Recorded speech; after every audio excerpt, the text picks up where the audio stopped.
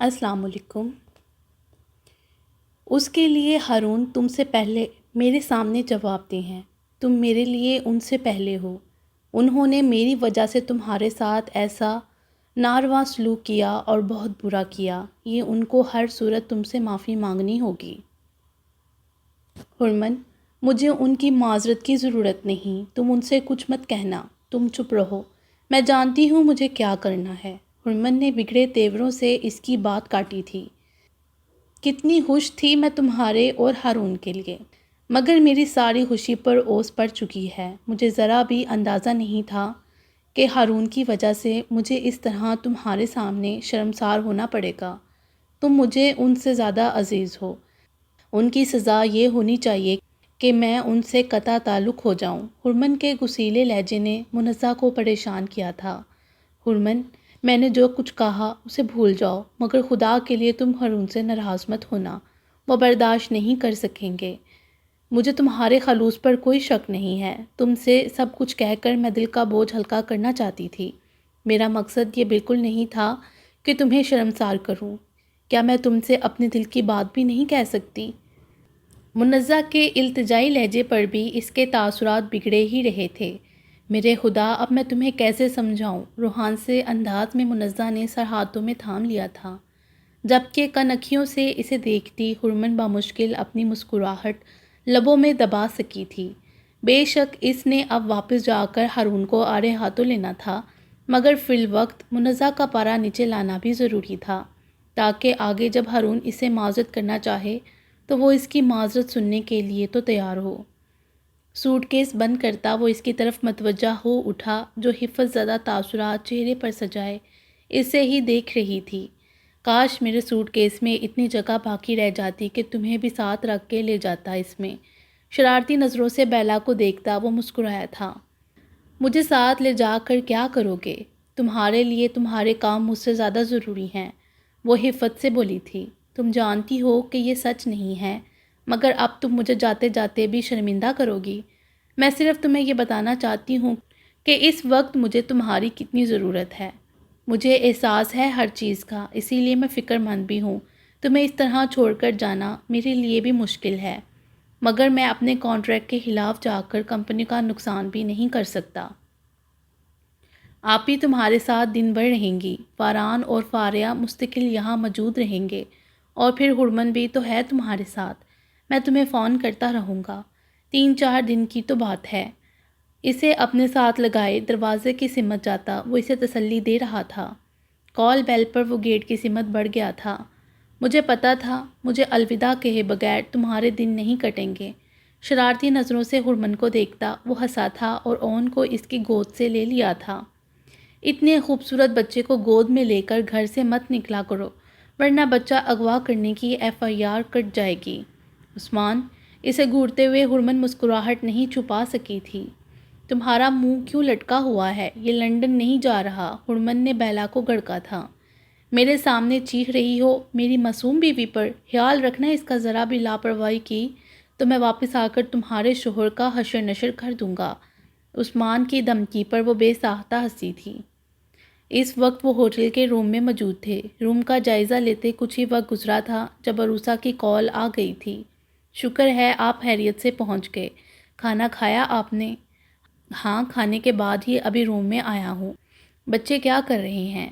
فائز آج جلدی سو گیا ہے۔ فرحان اور فاریہ آج عثمان کی طرف رکیں گے، اس لیے کہ عثمان گھر پر نہیں ہے۔ اس کے سوال پر وہ چپ رہی تھیں۔ وہ اسی ہوٹل میں ہے، ابھی میں نے دیکھا ہے اسے ڈائننگ ہال میں، وہ بھی آج ہی یہاں پہنچا ہے۔ جی ہاں، اس کے سوال پر وہ اتنا ہی بول سکی تھیں۔ فرحان، اگر وہاں رکے گا تو تم گھر میں تنہا رہ جاؤ گی۔ بہتر ہوتا کہ تم بھی وہیں رات میں رک جاتیں۔ فاروق کا سنجیدہ لہجہ عروسہ کو ہلا گیا تھا۔ آپ جانتے ہیں کہ گھر کو خالی چھوڑ کر کہیں چلے جانا مجھے پسند نہیں، اور پھر 2 دن کی تو بات ہے۔ میں صرف تمہاری وجہ سے فکر مند تھا۔ اگر تم مطمئن ہو تو پھر ٹھیک ہے، وہ بولے تھے۔ کتنا اچھا ہوتا اگر میں بھی آپ کے ساتھ وہاں ہوتی، عروسہ تعصب سے بولی تھیں۔ یہ اچھا ہوتا کیا مطلب؟ عروسہ کے الجھے لہجے پر ایک مہم سی مسکراہٹ ان کے چہرے پر ابھری تھی۔ چینج کر کے وہ اب آرام کرنا چاہتے تھے۔ اسی ارادے سے انہوں نے بیگ کھولا تھا جب دروازے پر دستک ہوئی تھی۔ حیران وہ قطعی نہیں ہوئے تھے، ایک طرف وہ ہو گئے تھے جبکہ عثمان کچھ ہچکچاتے ہوئے اندر داخل ہوا تھا۔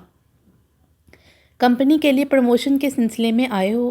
ایک برانڈ کا لانچ ہے، عثمان نے جواب دیا تھا۔ کتنے دن رکو گے یہاں؟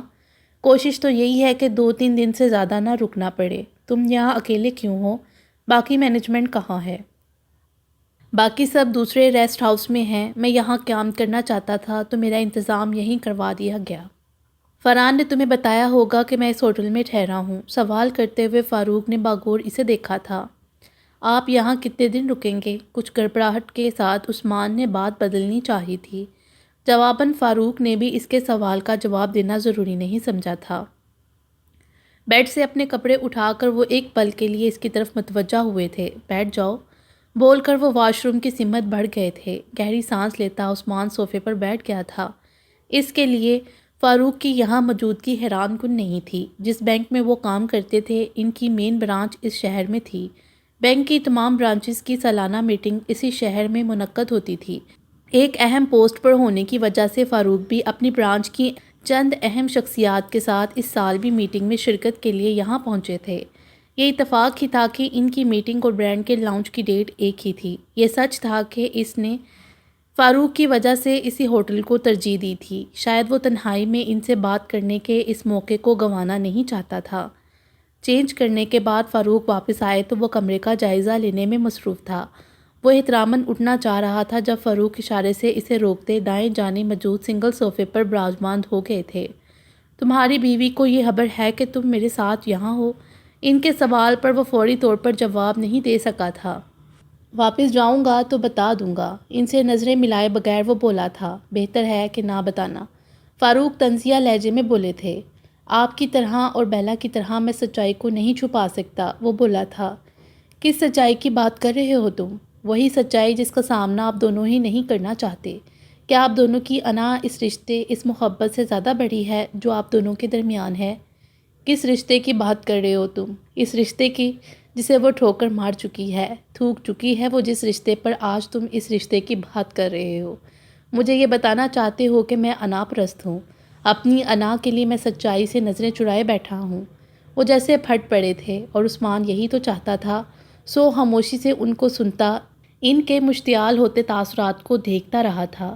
کچھ باقی نہیں رکھا اس نے اپنے اور میرے درمیان۔ تمہارے ساتھ مل کر اس نے مجھ سمیت سب کچھ آگ میں پھینک دیا تھا۔ میری عزت کے لاشے کو بے گور و کفن اس نے اچھال دیا زمانے کی نظروں میں۔ کہیں منہ دکھانے کے قابل نہیں چھوڑا مجھے اس نے، نہ تم نے۔ بھڑکتے لہجے میں بولتے وہ یکدم صوفے سے اٹھ کھڑے ہوئے تھے۔ آج تم مجھے یاد دلانے آئے ہو کہ میرا اس سے رشتہ ہے۔ کہاں تھے تم اس وقت جب تمہارے نام کی پٹی اس کی آنکھوں پر بندھی تھی؟ جب تمہارے لیے اس نے میرا منہ کالا کر دیا تھا؟ جواب تو مجھے، بلند آواز میں برستے وہ اس کے جھکے سر کو دیکھ رہے تھے۔ تم کیا جواب دو گے؟ مجھے اذیت پہنچانے میں، میرا نام روشن کرنے میں دنیا میں تم نے بھی کوئی کسر نہیں چھوڑی تھی۔ تم میرے کرب کا احساس اس وقت کرو گے جب تمہاری اولاد بھی تمہارے ساتھ یہ سب کرے گی جو تم دونوں نے مل کر میرے ساتھ کیا تھا۔ اس وقت تم دونوں کو احساس ہوگا کہ عزت کا لباس سر عام اتر جائے تو کیا محسوس ہوتا ہے۔ میرے گھر کو جہنم بنا کر تم دونوں نے اپنی جنت بنائی تھی۔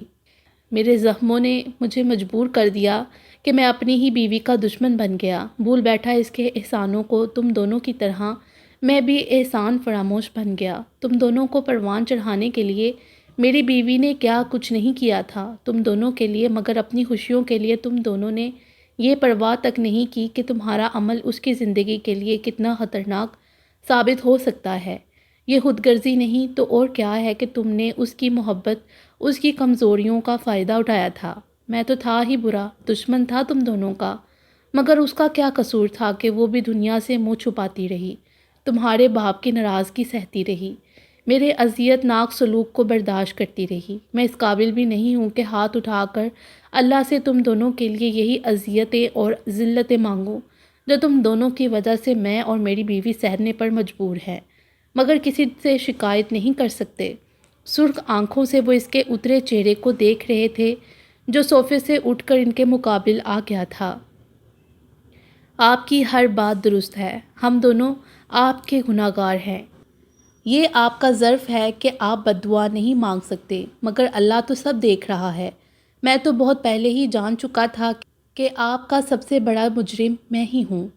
یہ احساس مجھے اس دن ہوا جب آپ کے لیے بیلا کی تڑپ میں نے محسوس کی تھی۔ اس وقت جب نیند میں چلتے پھرتے وہ آپ کا نام لیتی تھی، آدھی آدھی راتوں میں اٹھ کر آپ کے لیے دروازے کھولتی تھی کہ آپ آئیں گے اور اسے اپنے ساتھ لے جائیں گے۔ اس وقت میرے نام کی پٹی اس کی آنکھ پر نہیں رہتی تھی، اس کے لبوں پر آپ کا نام ہوتا تھا، صرف آپ کا ذکر ہوتا تھا، اور میں سوچنے پر مجبور ہو جاتا تھا کہ یہ میں کیا کر چکا ہوں۔ مت کرو میرے سامنے اس کا ذکر، بسیلے لہجے میں بولتے فاروق اس کے سامنے سے ہٹ جانا چاہتے تھے، مگر وہ ان کا بازو تھام کر رو گیا تھا۔ میں آپ کے پیر پکڑ کر معافی مانگ لوں تو بھی تلافی نہیں ہو سکتی۔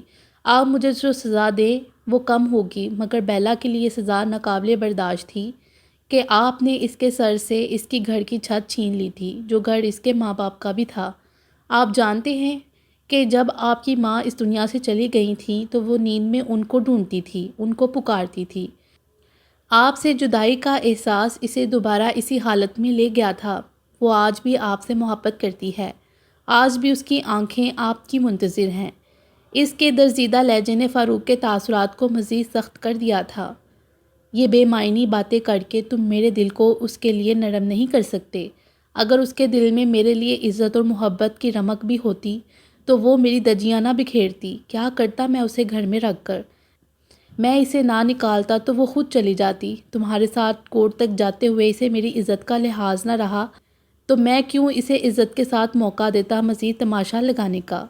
ان کے بھڑکنے پر وہ بس خاموشی سے ان کی خون رنگ آنکھوں میں دیکھ رہا تھا۔ لعنت بھیج دی تھی اس نے مجھ پر۔ میں نے اسے گھر سے نکالا مگر اس نے میرا دنیا میں رہنا دشوار کر دیا تھا۔ میرا ہونا اس کے لیے باعث شرم تھا۔ دنیا کے سامنے مجھے بھائی کہتے ہوئے اسے شرم آتی تھی۔ نامحرم کہا تھا اس نے مجھے۔ کبھی پوچھا تم نے اس سے کہ اس نے کب مجھے بھائی کا درجہ دیا اپنی زندگی میں؟ اور تم نے خود کیا کیا؟ اسے ہراساں کرنے جیسا شرمناک الزام مجھ پر لگانے والے تم ہی تھے۔ فاروق کی آواز اب کے ہلکی اور کرب میں ڈوبی ہوئی تھی۔ ان کی آنکھوں میں تپتی نمی نے عثمان کو ساکت کر دیا تھا۔ اس نے کہا تھا میرے سینے میں دل نہیں ہے۔ وہ سمجھتی ہے کہ میں نے کبھی اسے بہن کی حیثیت سے قبول نہیں کیا، مگر سچ تو یہ ہے کہ اس نے مجھے کبھی اپنے دل میں جگہ نہیں دی تھی۔ ہر چیز کے لیے اسے عروسہ نظر آتی تھی۔ اس نے کبھی میرے پاس آنے کی کوشش نہیں کی، کبھی یہ سمجھنے کی کوشش نہیں کی کہ میں اسے کتنی محبت کرتا ہوں۔ اس نے ہی نہیں بلکہ کسی نے مجھے سمجھنے کی کوشش نہیں کی۔ میری اولاد کے دنیا میں آنے سے پہلے میرے گھر میں اس کے اور تمہارے وجود سے رونق تھی۔ اپنے خون سے، اپنے گھر کی رونق سے کس انسان کو محبت نہیں ہوتی؟ میرا قصور بس یہی تھا کہ میں چیخ چیخ کر اسے محبت کا اظہار نہیں کر سکا۔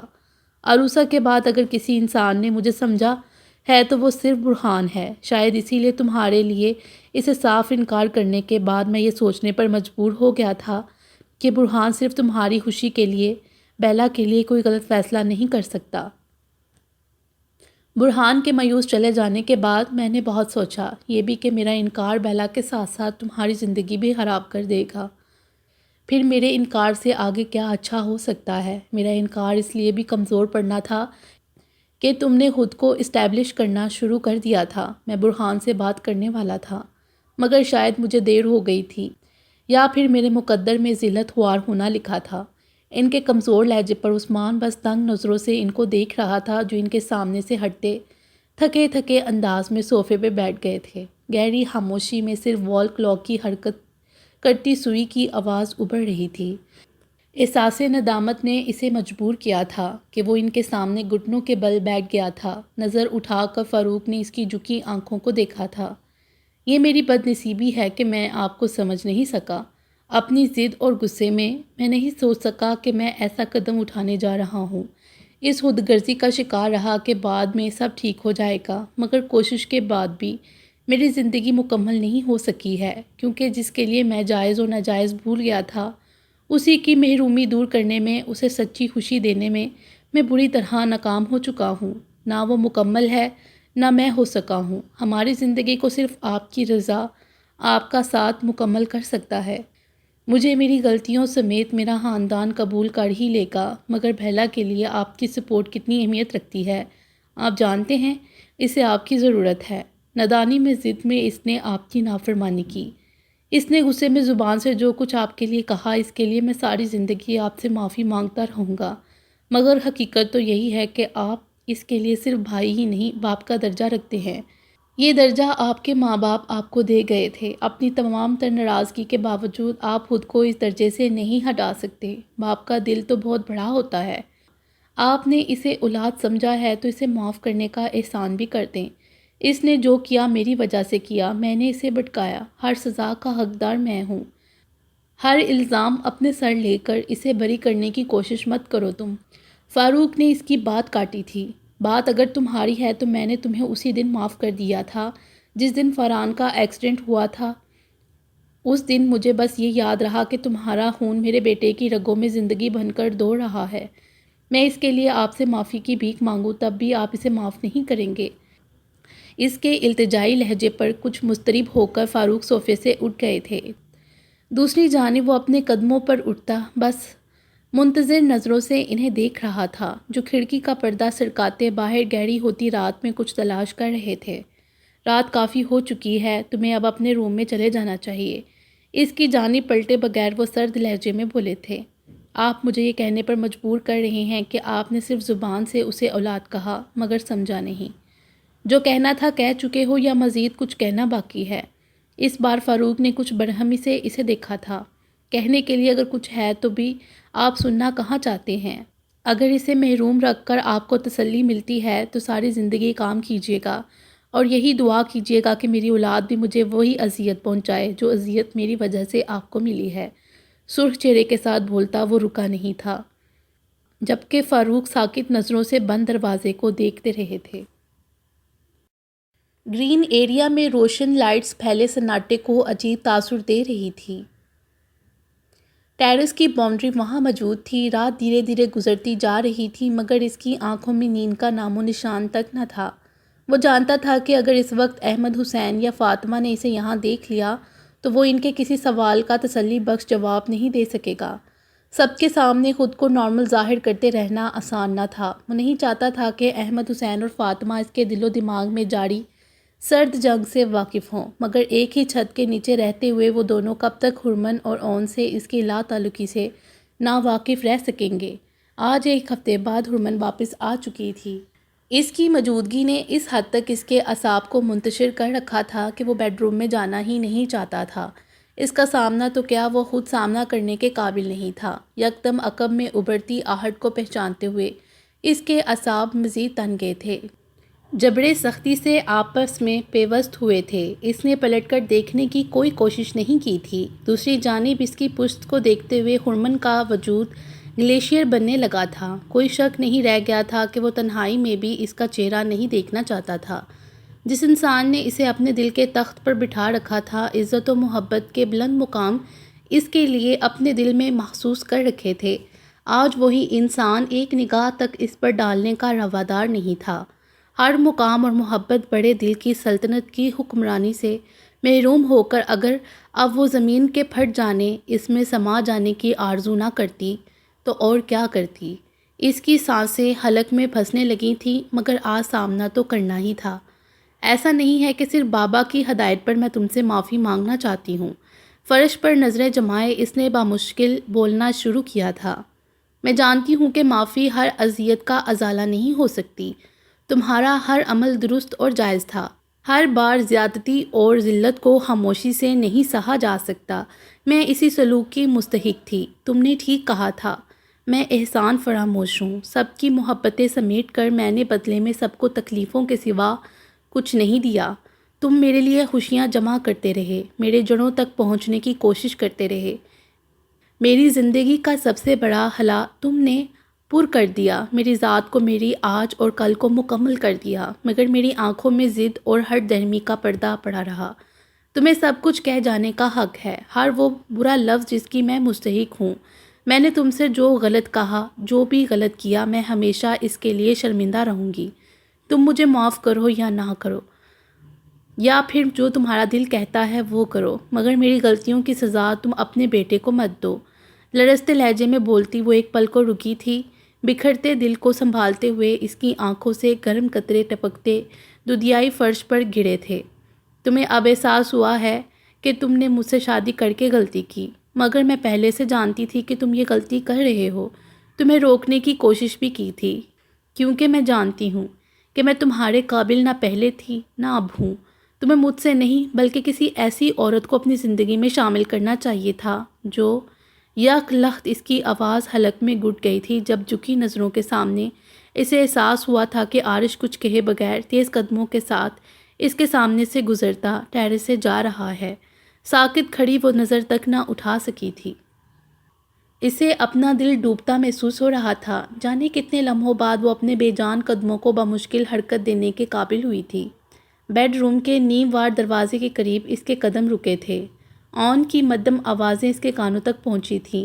دھڑکتے دل کے ساتھ اس نے بہت احتیاط سے اندر جھانکا تھا۔ راحت کی ایک لہر اس کے دل میں دوڑتی کچھ پرسکون کر گئی تھی۔ اندر وہ اپنے بیٹے کو بازو میں اٹھائے اسے باتیں کر رہا تھا، اسے پیار کر رہا تھا۔ یہ منظر دیکھ کر ہرمن پیچھے ہٹ گئی تھی، کیونکہ وہ اس وقت باپ بیٹے کے درمیان کوئی خلل نہیں ڈالنا چاہتی تھی۔ وہ کبھی یہ برداشت نہیں کر سکتی تھی کہ اس کے قصور کا سزاور اس کا بیٹا بھی ٹھہرائے یا اس کی وجہ سے اس کے بیٹے کے لیے عارش کی محبت اور شفقت میں کوئی کمی آئے۔ آج یہ اس کا تیسرا دن بہت مصروف گزرا تھا۔ اسے اب شدت سے فراغت کا انتظار تھا کہ وہ بیلا کے پاس پہنچ کر اس کی ناراضگی ختم کر سکے۔ وعدے کے مطابق اسے آج 3 دن مکمل ہو گئے تھے یہاں، مگر پروموشن کی مصروفیات ختم نہ ہونے کے باعث وہ گھر نہیں جا سکا تھا۔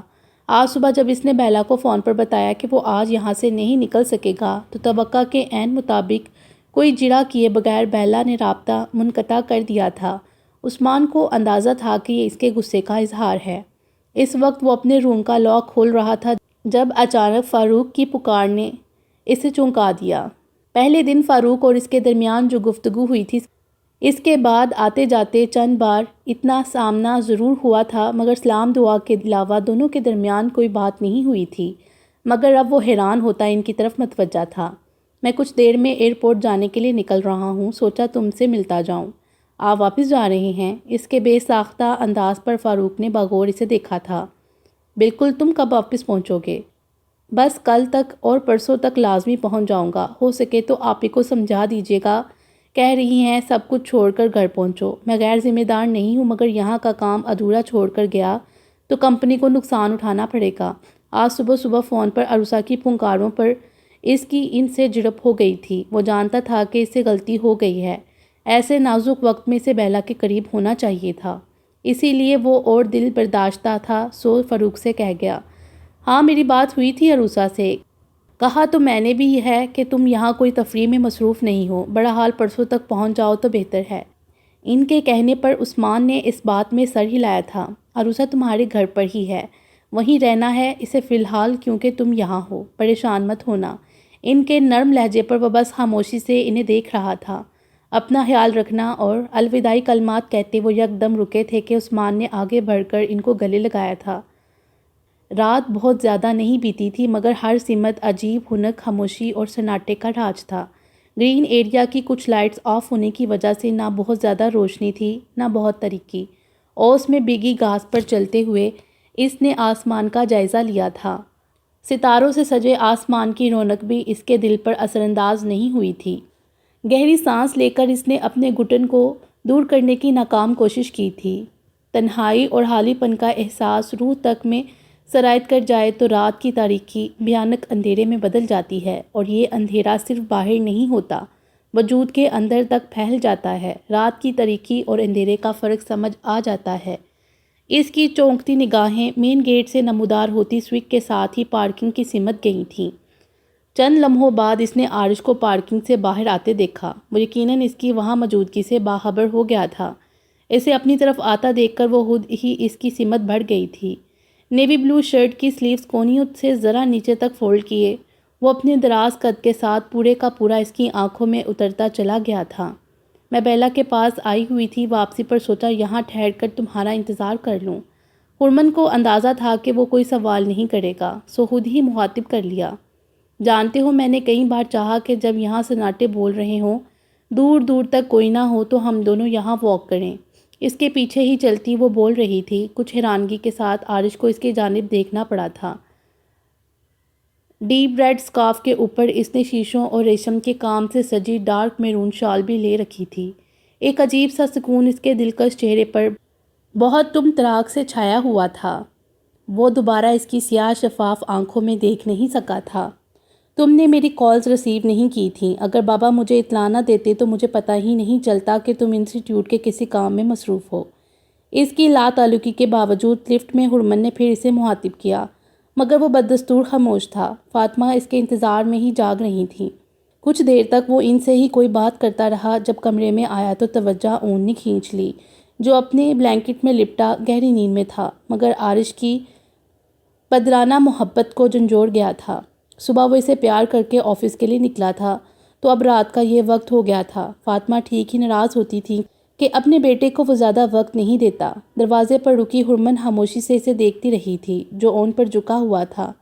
عثمان کے آنے تک انسٹیٹیوٹ کے ایکسٹرا کام ابھی روک دو، ورنہ اگر تم اسی طرح صبح سے رات تک مصروف رہو گے تو تمہاری صحت خراب ہو جائے گی۔ چند قدم آگے آتی وہ بولی تھی۔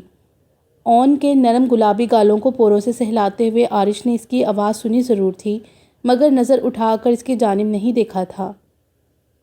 مجھے کیا کرنا چاہیے کیا نہیں یہ میں جانتا ہوں، تم میری فکر کرنے کی زحمت مت کرو، کچھ نہیں ہوتا مجھے۔ بہت اونچائی سے پستیوں میں گرنے کے بعد بھی تو میں زندہ ہوں۔ اگر سانس لینے کا نام زندہ ہونا ہے تو ہوں میں زندہ۔ اون کے چہرے پر نظریں جمائے وہ تلخ لہجے میں بولا تھا، جبکہ ہرمن کا چہرہ اتر گیا تھا۔ میں نے تمہیں پابند نہیں کیا ہے عارش، تمہیں اختیار ہے، تم جو چاہو کرو۔ ابھی اتنی دیر نہیں ہوئی ہے، نہ ہی میں تمہارے گلے کا توق بنوں گی، نہ تمہاری اولاد تمہارے پیروں کی بیڑیاں بنے گی۔ اس کے سرد لہجے پر عارش نے بدلتے تاثرات کے ساتھ اسے دیکھا تھا۔ اگلے ہی پل وہ یکدم اٹھ کر ہرمن کے مقابل آ گیا تھا۔ اپنے مشورے تم اپنے پاس رکھو۔ عارش کا مدھم لہجہ بھڑکتا ہوا تھا۔ تم میرے گلے کا توق بن کر مجھے خود سے کیوں باندھے رکھنا چاہو گی؟ کیوں ایسے شخص کے پیروں میں بیڑیاں ڈال کر رکھو گی جس نے تم پر ہاتھ اٹھا کر دو کوڑی کا کر دیا ہے، خود کو، ایک زمانے کی ریاضت کو ایک پل میں مٹی میں ملا کر گرا دیا ہے، کھو دی ہے رہی صحیح قدر و قیمت۔ ساکت نظروں سے وہ اس کی سرخ آنکھوں میں دیکھ رہی تھی۔ انگاروں کی طرح دہکتے چہرے کے ساتھ وہ اس کے سامنے سے ہٹ گیا تھا۔ اپنی جگہ رکی ہرمن چند لمحوں تک اسے دیکھتی رہی تھی، جو صوفے پہ بیٹھا جوتے اتار رہا تھا۔ اس لمحے وہ ہرمن کو ساری دنیا سے ہی نہیں، خود اپنے آپ سے بھی ناراض اور بیزار دکھائی دیا تھا۔ اس پر سے نگاہ ہٹاتی وہ وارڈروب کی سمت گئی تھی۔ عارش کا ہینگ کیا لباس نکال کر بیڈ پر رکھتی وہ کسی بھی جانب دیکھے بغیر بیڈ روم سے نکل گئی تھی۔ کمرے میں ٹیبل پر وہ کھانے کے لوازمات رکھے اس کی منتظر تھی، لیکن اس لمحے سے کوئی خیریت نہیں ہوئی تھی جب عارش نے کھانا کھانے سے منع کر دیا تھا۔ تم کھانا کھانے کے بعد لائٹ آف کر دینا، اس کی جانب دیکھے بغیر بولتا۔ وہ ڈریسنگ کے سامنے سے ہٹتا بیڈ کی طرف چلا گیا تھا۔ انداز کچھ ایسا سرد مہر تھا کہ ہرمن دوبارہ سے کھانا کھانے کے لیے نہیں کہہ سکی تھی۔ خاموشی سے اس نے کھانے کے برتن ڈھانپ کر پلیٹ ایک طرف سمیٹی تھی اور صوفے سے اٹھ گئی تھی۔ آنکھوں سے ہاتھ ہٹا کر عارش نے اسے دیکھا تھا، جو لائٹ آف کرنے کے بعد اب کمرے سے جا رہی تھی۔ چند لمحوں تک وہ بند ہوتے دروازے کو دیکھتا رہا تھا، مگر پھر دھیان ہر طرف سے ہٹا کر سونے کی کوشش شروع کی تھی۔ یہ محبت بھی کیسے عجیب دوراہے پر لے آتی ہے، چند لمحوں کے لیے بھی نہ خود سے لا تعلق ہونے دیتی ہے، نہ اپنی طرف سے آنکھیں بند کرنے کی اجازت دیتی ہے۔ جتنا اس کے حصار سے نکلنے کی کوشش کی جائے، یہ اس قدر اپنے محور کی جانب کھنچتی ہے۔ بالآخر بڑھتی بے چینی نے اسے مجبور کر دیا تھا۔ ونڈو کے قریب رک کر اس نے ٹیرس پر نگاہ دوڑائی تھی۔ ایک بار پھر سینے میں درد نے کروٹ بدل کر اپنے ہونے کا شدید احساس دلایا تھا۔ چڑھتے چاند کی مدھم روشنی نے گہری رات کو اپنی آغوش میں سمیٹ رکھا تھا۔ ہلکی ہلکی خنک ہوا میں ٹیرس پر ایک جانب ساکت موجود رات کی رانی کے کھلے پھولوں کی سوگوار سی خوشبو رچی بسی ہر جانب پھیل رہی تھی، مگر اس خوشبو میں ان آنسوؤں کی مہک وہ اچھی طرح محسوس کر رہا تھا۔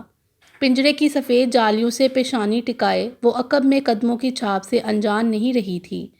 کیا تم اندازہ لگا سکتی ہو اس انسان کی اذیت کا، جس نے ایک نایاب پودے کو استطاعت سے باہر ہونے کے باوجود اپنا سب کچھ دان کر کے حاصل کیا؟ کئی ماہ و سال تک اپنا خون اس پودے کی جڑوں میں پہنچا کر اسے پروان چڑھاتا رہا، اور جب وہ پودا ایک دن پھولتے پھلتے شاداب پیڑ میں بدل گیا تو اچانک وہ ایک طوفان کی زرد میں آ گیا، گر چکا ہے وہ اس طوفان کی تاب نہ لا کر۔ سفید جالیوں پر ٹکے اس کے ہاتھوں میں چمکتے سنہری کنگن پر نگاہ جمائے وہ ٹوٹے لہجے میں بولا تھا۔ وہ طوفان کی زرد میں ضرور آیا تھا مگر وہ پیڑ آج بھی اپنی جگہ مضبوطی سے کھڑا ہے۔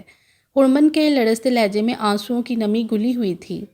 اس کی جڑیں اتنی کمزور نہیں تھیں، جتنی شدت سے تم نے اسے پروان چڑھایا تھا اسی شدت سے اس پر بھروسہ بھی تو کیا ہوتا، ایک بار پلٹ کر تو دیکھا ہوتا، کبھی یہ جاننے کی کوشش تو کی ہوتی کہ اسے تم تنہا پروان نہیں چڑھا رہے تھے، کبھی یہ جاننے کی کوشش تو کی ہوتی کہ اسے تم تنہا پروان نہیں چڑھا رہے تھے۔ اس پیڑ کو کوئی طوفان نہیں اکھاڑ سکتا مگر تمہاری مایوسی، تمہاری بے اعتباری نے اس کی شادابی ضرور چھین لی ہے۔ ساکت نظروں سے وہ اسے دیکھ رہا تھا جو اس کی جانب رخ کر چکی تھی مگر اس کی جانب نہیں دیکھ رہی تھی۔ تمہیں روکنے کے لیے کسی توق، کسی بیڑی یا زنجیر کی ضرورت نہیں ہے۔ تم پر مجھے ہمیشہ اتنا ہی اعتبار، اتنا ہی یقین رہا ہے جتنا کہ ہر دن سورج کے طلوع ہونے پر۔ میری غلطیوں کی طرف سے آنکھیں بند کر کے اگر تم اپنے ایک شدید عمل کے لیے خود کو مورد الزام ٹھہراتے ہو تو صرف اس لیے کہ تم مجھ سے محبت کرتے ہو۔ ہر بار غلطی کرنے کے بعد میرا ایمان اس سچ پر اور مضبوط ہوتا رہا ہے کہ تمہیں کبھی میری غلطیاں، میری برائیاں نظر آ ہی نہیں سکتیں۔ میری زبان، میرے لفظوں کی سختی، میرے ماضی کی سوغات ہیں مگر میرے دل نے ہمیشہ تمہاری محبت کو اونچے معتبر مقام پر رکھا۔ دنیا کو زبان سے ادا ہونے والے لفظ دکھائی دیتے ہیں مگر تم تو میرے دل کے ہر کونے میں موجود ہو۔ تم سے زیادہ مجھے کون جان سکتا ہے؟ تمہیں میری برائیاں نظر نہیں آ سکتی مگر ایک بار یہ یقین رکھ لو کہ میرے دل میں تمہارے لیے جو کچھ ہے وہ مجھے بھی تمہاری اچھائیوں کے سوا کچھ اور دیکھنے کی اجازت نہیں دے گا۔ ان جذبوں کو تم نے معتبر نہیں ہونے دیا جس سے محبت ہوتی ہے۔ اس کے لیے اپنی انا، اپنی میں کو دل کے اندر ہی دفن کر دیا جاتا ہے۔ محبت کا یہ سلیقہ، یہ انداز میں نے تم سے سیکھا ہے مگر میں اب تک تمہیں یہ نہیں سکھا سکی کہ اپنے لیے کسی کی محبت پر اندھا یقین کیسے کیا جاتا ہے۔ شاید کمی مجھ میں ہی تھی، میں ہی تمہیں وہ یقین، وہ اعتبار نہیں دے سکی جو تم نے مجھے دیا۔ اس کا لہجہ گھٹا ہوا تھا، آنسو پلکوں سے ٹوٹ کر موتیوں کی طرح چہرے پر پھسلتے جا رہے تھے۔ دم بخود عارش کو اپنے دل میں کچھ پگھلتا محسوس ہو رہا تھا۔ میں تمہیں بتانا چاہتی ہوں کہ میرے دل میں تمہارے لیے جو ہے وہ محبت سے بہت آگے کا جذبہ ہے۔ دھیرے دھیرے اس کا نزول میرے دل پر ہو رہا ہے۔ تمہاری محبت تو جانے کب سے رگوں میں سرایت کرتی میری روح میں گم شدہ ہو چکی ہے لیکن اب جس طرح دریا سمندر میں گم ہو کر اس کا ہو جاتا ہے اسی طرح تم آہستہ آہستہ میرے لہو میں لاپتہ ہو رہے ہو۔ کانپتے لہجے میں بولتے ہوئے اس نے عارش کی جانب نگاہ کی تھی جس کی آنکھیں ہی نہیں دھڑکنیں بھی ساکت ہو رہی تھیں۔ تمہاری شکایتوں پر لاگ جانے کے باوجود میں تم سے نہیں کہہ سکی مجھے بھی تم سے محبت ہے کیونکہ جو کچھ میرے دل پر نازل ہو رہا ہے وہ محبت سے بہت آگے کا کچھ ہے۔ میں اسے صرف محبت کا نام نہیں دے سکتی تھی۔ اس کی آواز حلق میں گھٹ گئی تھی۔ پلک جھپکتے ہوئے عارش نے اس کے چہرے کے گرد ہاتھ رکھے تھے۔ ہرمن، کیا تم یقین کرو گی یہی سب میں جانے کب سے تم سے کہنا چاہتا تھا۔ کچھ تھا عارش کے مدھم لہجے اور تاثرات میں کہ وہ سن ہو گئی تھی۔ یہ جو کچھ بھی ہے وہ صرف تمہارے ہی نہیں میرے دل پر بھی نازل ہو رہا ہے۔ تمہاری طرح میں بھی اسے کوئی نام نہیں دے پا رہا تھا مگر اس وقت جو کچھ میں نے تم سے سنا وہ میرے دل کی آواز ہے۔ نہیں کروں گی میں یقین، اس کے ہاتھ چہرے سے ہٹاتی وہ سسک اٹھی تھی۔ کتنی بار میں نے چاہا کہ تم سب کچھ بھول کر میرے پاس، میرے قریب رہو مگر زبان سے کیسے کہتی۔ صبح سے رات تک تم میرے لیے، اپنی اولاد کے بہتر مستقبل کے لیے ہی تو مصروف رہتے ہو۔ دل کو مار کر سمجھایا کرتی رہی، خواہشیں تڑپتی رہیں، باندھ لیے میں نے خود پر بند۔ اگر ایسا نہ کرتی تو تمہارا سانس لینا دوبر ہو جاتا۔ تم نے ہمیشہ اپنی محبت کو معتبر رکھا، کبھی یہ جاننے کی کوشش نہیں کی کہ کتنی بار میں تمہارے لیے تڑپ اٹھی ہوں، کتنی بار مجھے تمہارے لیے سسکنا پڑا ہے مگر تم چاہتے تھے کہ میں تڑپتی رہوں، تمہاری محبت کا دم بڑھتی سمجھوتے کرتی رہوں، روتی سسکتی رہوں تمہارے لیے، تب جا کر تمہیں میری محبت پر یقین ہوتا۔ بہتے آنسوؤں کے ساتھ وہ سسکیوں کے درمیان بولتی عارش کی روح کھینچ گئی تھی۔ ہاں یہ سچ ہے کہ میں اپنے لیے تمہاری آنکھوں میں تڑپ دیکھنا چاہتا تھا، وہ آنسو تمہاری آنکھوں میں دیکھنا چاہتا تھا جو خالص میرے لیے ہوتے، اپنے لیے محبت کا وہ اعتراف تم سے سننا چاہتا تھا جس اعتراف کی پیاس بڑھتی ہی جا رہی تھی۔ مگر اس لمحے جب تم میرے ان خود غرضانہ چاہتوں کو پورا کر چکی ہو تو ایسا لگ رہا ہے کہ جسم سے روح نکل رہی ہے۔ یہ سب چاہنے سے بہتر تھا کہ میں مر جاتا۔ اس کا جملہ ادھورا رہ گیا تھا جب ہرمن نے تیزی سے اس کے لبوں پر ہاتھ رکھا تھا۔ چند لمحے وہ دھندلیائی نظروں سے اسے دیکھتی رہی، مگر پھر اس کے ہونٹوں سے ہاتھ ہٹا کر وہاں سے جانا چاہا تھا کہ عارش نے سرایت سے اسے شانوں سے تھام کر روکا تھا۔ جو اعتراف تم نے آج کیا ہے وہ دوبارہ مت کرنا، ورنہ میں دوسری سانس نہیں لے سکوں گا۔ تمہیں اب میرے لیے کوئی سمجھوتا نہیں کرنا پڑے گا۔ دنیا کے لیے خود پر جو پہرے تم نے لگا رکھے تھے، میں ایک ایک کر کے ان کو ہٹا دوں گا۔ میں جانتا ہوں کہ تم میری خطاؤں کو نظر انداز کر سکتی ہو، مگر میرے ضمیر کے سامنے میں جواب دہ ہوں۔ مجھے کچھ وقت لگے گا اپنی خطاؤں کے بوجھ سے نکلنے کے لیے، تم سے نظر ملانے کے لیے۔ اگر اب بھی تمہارے دل پر بوجھ ہے تو صرف اس لیے کہ تمہیں نہ میرے کسی لفظ پر یقین آیا ہے، نہ بھروسہ ہے مجھ پر۔ ایسا نہیں ہے ہرمن، ایسا ہی ہے۔ وہ اس کی بات کاٹ گئی تھی۔ کیا تم میری کوئی بات نہیں سننا چاہتی؟ عارش کے سنجیدہ سوالیہ لہجے پر وہ چند لمحوں تک جلتی نظروں سے اسے دیکھتی رہی تھی۔ تمہیں جو کہنا تھا وہ تم کہہ چکے ہو، اب اور کیا کسر رہ گئی ہے؟ تیز لہجے میں بولتی وہ ایک پل بھی اب اس کے سامنے ٹھہرنا نہیں چاہتی تھی۔ عارش نے بھی دوبارہ اسے روکنے کی کوشش نہیں کی تھی۔ ہاسپٹل کے ویٹنگ روم میں شور و گل سا مچا ہوا تھا۔ سب سے زیادہ بلند آواز عروسہ کی تھی۔ خوشی ہی ایسی تھی کہ اسے سنبھالے نہیں سنبھل رہی تھی۔ فون پر منزہ سے بات کرتی ہرمن آوازوں سے بچتی ایک طرف ہٹ گئی تھی۔ صبح فجر کی اذان پر ہی آپی کی کال آئی تھی۔ وہ بیلا کے پاس ہی رکی ہوئی تھی۔ میرے تو ہاتھ پیر پھول گئے تھے۔ عثمان یہاں تھا ہی نہیں۔ خدا نہ خواستہ اگر کچھ گڑبڑ ہو جاتی تو عثمان تو میری زندگی جہنم بنا دیتا۔ ہسپتال پہنچنے میں ہم نے بالکل دیر نہیں کی۔ عثمان کو فوراً اطلاع نہیں دی کیونکہ اسے آج صبح ہی واپس آنا تھا۔ عارش اور فرحان اسے ریسیو کرنے ایئرپورٹ پہنچے ہی ہوں گے کہ یہ خوشخبری ملتے ہی ہم سب کی جان میں جان آئی۔ عثمان جب یہاں پہنچا تو اس کی شکل دیکھنے والی تھی۔ اس کے تو فرشتوں کو بھی خبر نہیں تھی کہ جب وہ واپس آئے گا تو ایک بیٹی کا باپ بن چکا ہوگا۔ بیلا تو ٹھیک ہے، اور اس کی بیٹی کیسی ہے؟ تم نے دیکھا ہے اسے؟ منزہ بے قراری سے بولی۔ نہیں، دونوں کو ابھی روم میں شفٹ نہیں کیا گیا کیونکہ دونوں کو بلڈ کی ضرورت تھی، اور جانتی ہو فاروق بھائی بلڈ دے کر ابھی آئے ہیں۔ انہوں نے سب سے پہلے عثمان کی بیٹی کو دیکھا ہے۔ میری تو ہمت ہی نہیں ہوئی کہ ان سے یہ پوچھتی کہ بیٹی کیسی ہے۔ ویسے بہت خوبصورت ہی ہوگی، باپ بھی تو کمبخت حسین فتنہ ہے اس کا۔ ہرمن کے جلے کٹے لہجے پر منزہ کھلکھلا کر ہنسی تھی۔ اچھا، ایبک بھی فرحان کے ساتھ یہیں ہے؟ تم کہو تو اسے بھیج دوں تمہارے پاس؟ ہرمن کسی کو بھی بھیجو مگر جلدی بھیجو۔ میں تو بے قرار ہوتی جا رہی ہوں وہاں آنے کے لیے، اور عثمان سے مٹھائی بھی نکلوانی ہے۔ اسے تو ابھی اپنا ہوش نہیں ہے۔ البتہ عارش نے مٹھائی کے ٹوکرے منگوا لیے ہیں۔ عثمان تو جب پاگل ہوگا اپنی بیٹی کے لیے تب ہوگا، مگر عارش تو اس کی بیٹی کی ولادت کا سن کر ہی خوشی سے پاگل ہو چکا ہے۔ تم ہی دیکھ لو اسے بیٹی کی کتنی خواہش ہے۔ زیادہ انتظار میں ہوار نہ کروانا بیچارے کو۔ منزہ کے جتلانے والے انداز پر وہ بے ساختہ ہنسی تھی۔ فاروق کی پکار پر وہ ان کے پیچھے ہی باہر کوریڈور میں آیا تھا۔ تمہارے لیے کال ہے، بات کر لو۔ فاروق نے اپنا فون اس کی طرف بڑھایا تھا اور اسے کوئی سوال کرنے کا موقع دیے بغیر واپس سب کی طرف چلے گئے تھے۔ دوسری جانب سے ابھرتی آواز نے عثمان کو سب کچھ جیسے بھلا دیا تھا۔ اتنا وقت گزر جانے کے بعد ایسے اجالا افروز لمحات میں اپنے باپ کی آواز سننا اسے جذباتی کر گیا تھا۔ ابھی اس نے اپنی بیٹی کا چہرہ بھی نہیں دیکھا تھا، مگر باپ بننے کے بعد اسے اپنے باپ کی قدر و اہمیت کا شدید احساس ہوا تھا۔ یہ انکشاف ہوا تھا کہ وہ ان سے کتنی محبت کرتا ہے۔ ان کی آواز سنتے ہی اس کی آنکھیں نم ہو گئی تھیں۔ پلٹ کر اس نے اپنی طرف آتے فاروق کو دیکھا تھا اور خاموشی سے فون ان کے حوالے کیا تھا۔ خوش ہو بیٹی کے لیے؟ فاروق نے پوچھا تھا۔ میں اتنا خوش ہوں کہ کوئی اس خوشی کا اندازہ نہیں لگا سکتا، وہ جھنپتے انداز میں بولا تھا۔ آپ اس کے کانوں میں اذان دیں گے؟ ہاں بالکل، تمہیں یہ کہنے کی ضرورت نہیں تھی۔ فاروق ہلکا سا مسکرائے تھے۔ اور بیلا؟ عثمان جھجک کر رکا تھا۔ اسے میری ضرورت نہیں ہے۔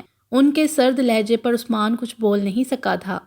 لان میں ہی ہشام قزلباش عشاء کی نماز کی ادائیگی میں مصروف تھے، جبکہ اون کو سنبھالے صبیحہ وہیں کرسیوں پر براجمان عارش سے باتوں میں مصروف تھیں۔ وہ انسٹی ٹیوٹ سے سیدھا یہیں آیا تھا ہرمن کو پک کرنے۔ آج وہ ہارون کی شادی کا انویٹیشن لے کر ہارون اور ایبک کے ہمراہ ریڈیو اسٹیشن گئی ہوئی تھی۔ عارش، تم جانتے ہو ایبک بہت ضد کر رہا ہے۔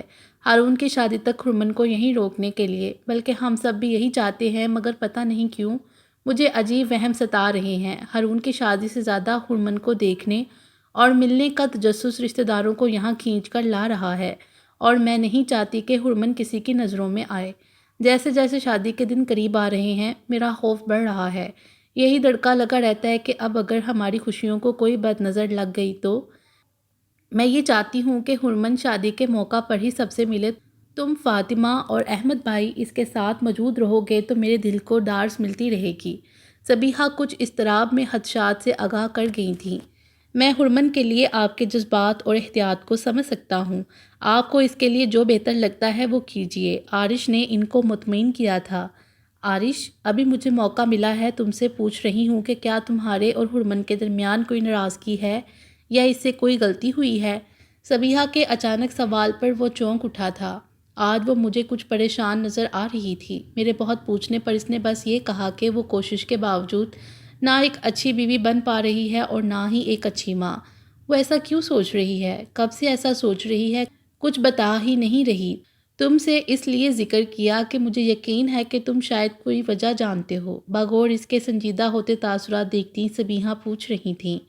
اس نے بہت غلط بیانی سے کام لیا ہے۔ وہ جس قدر ایک اچھی بیوی ہے اسی قدر ایک بہت اچھی ماں ہے۔ اپنے بیٹے کے لیے وہ آپ کا خون ہے، مامی کی روح کا حصہ ہے۔ اسے اپنے منصب بخوبی سمجھنے آتے ہیں۔ دراصل مامی کبھی اگر اسے میرے پاس آن کے کسی مسئلے میں ٹوک دیں تو اس کا موڈ خراب ہو جاتا ہے۔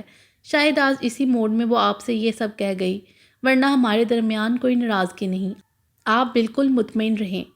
یہ اچھی بات ہے، مگر تم اس کی ذرا خبر لینا۔ بلا وجہ میں تم دونوں کے لیے پریشان ہوتی رہی ہوں۔ صبیحہ کے کہنے پر وہ مسکراتے ہوئے ہشام قزل باش کی طرف متوجہ ہوا تھا جو نماز سے فارغ ہو کر اسی جانب آ رہے تھے۔